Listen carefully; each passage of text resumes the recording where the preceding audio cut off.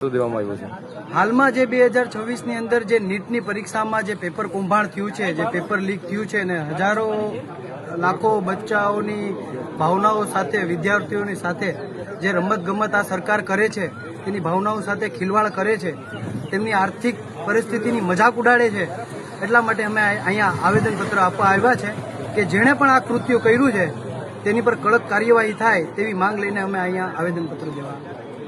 આગળની રણનીતિ અમારી માંગ એવી છે કે આ સરકાર દ્વારા વારંવાર જે પેપર લીક કરવામાં આવે છે ને પેપર લીક થાય છે એને કારણે જે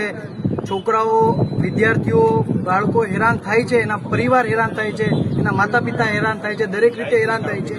આ માનવતા વિરોધી સરકાર છે, એટલે અમે વિદ્યાર્થીઓની આખી કોંગ્રેસ પાર્ટી અમે વિદ્યાર્થીઓની સાથે છીએ અને વિદ્યાર્થીઓ માટે આગળ પણ અમારે લડવું પડશે તો અમે લડીશું, આંદોલનો કરશું, જે કંઈ પણ અમારે થશે તે વિદ્યાર્થીઓ માટે અમે ઉઘાડા પગે ઊભા રહીશું।